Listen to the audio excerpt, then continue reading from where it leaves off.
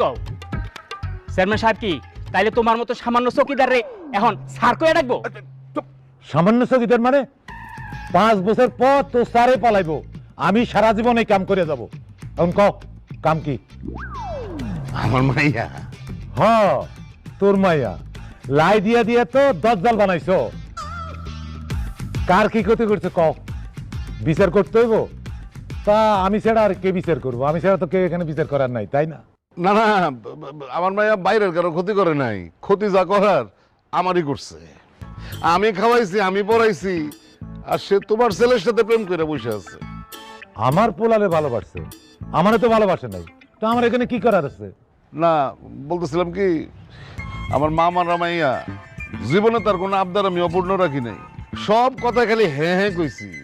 কিন্তু যখন জানলাম যে তোর পোলার লগে ওর ভালোবাসার সম্পর্ক হয়েছে, তখন আমি সরাসরি